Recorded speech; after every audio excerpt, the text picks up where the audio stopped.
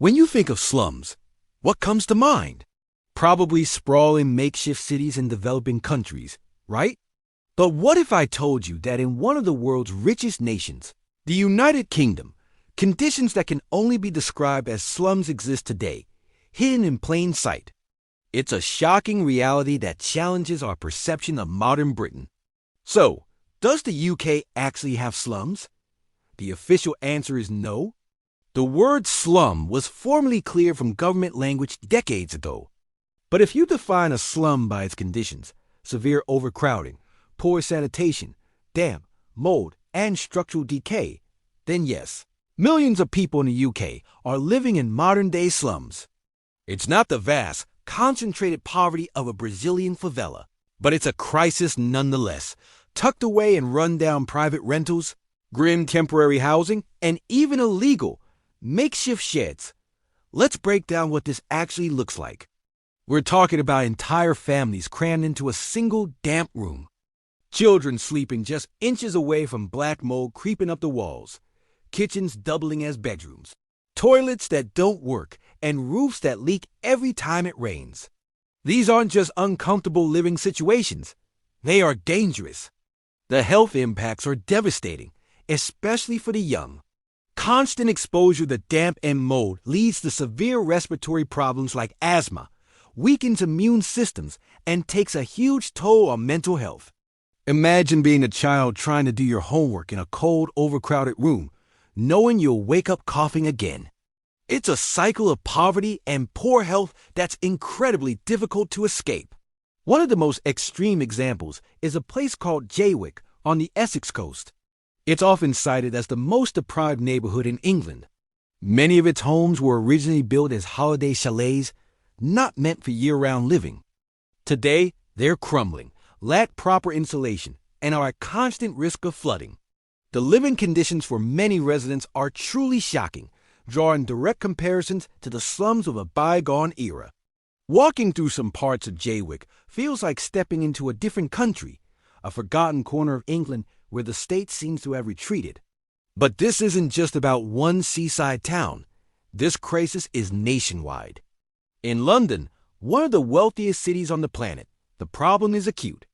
In boroughs like Lambeth or Newham, councils are struggling to house a rising number of homeless families. The result? People are placed in so-called temporary accommodation that they can be stuck in for years. These are often converted office blocks or old B&Bs, where families of 4 or 5 share a single room with no cooking facilities, forced to share bathrooms with strangers. The lack of space, privacy, and basic amenities is dehumanizing. Then there's the even darker side, the rise of sheds with beds. These are illegal, ramshackle structures often built in back gardens without any planning permission or safety checks. Unscrupulous landlords rent them out to the most vulnerable, often undocumented migrants or people with no other options.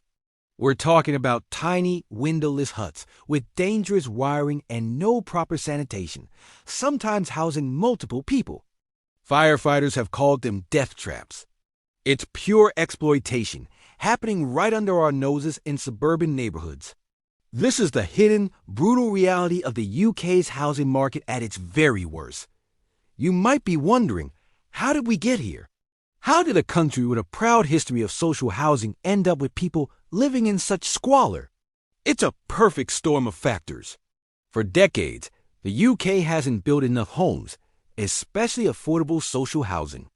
The right to buy policy, which allowed council tenants to buy their homes at a discount, dramatically reduced the stock of social housing, and those homes were rarely replaced. At the same time, private rental costs have skyrocketed, especially in cities.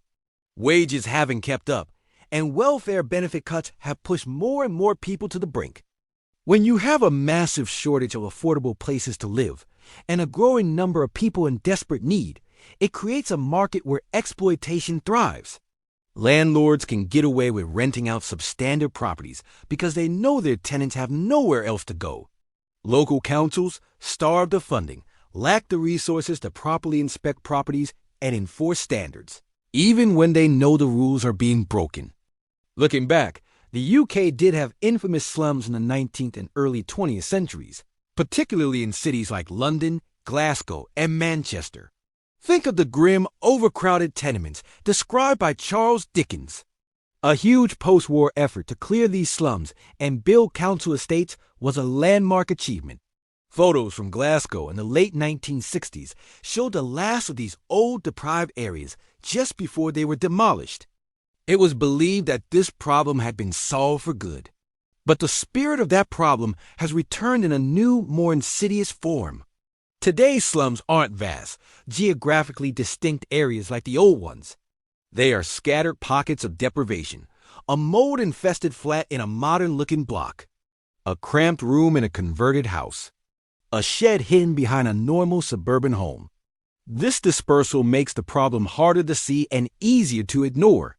It's not one big visible wound on the face of a city. It's thousands of smaller, hidden injuries that are just as painful for those who suffer them. Charities like Shelter and Generation Rent are on the front lines, campaigning tirelessly and exposing these horrific conditions. Their reports are filled with heartbreaking stories. Parents who have to choose between heating and eating, children whose development is stunted by their living environment, and people trapped in a cycle of temporary accommodation with no hope of a permanent home.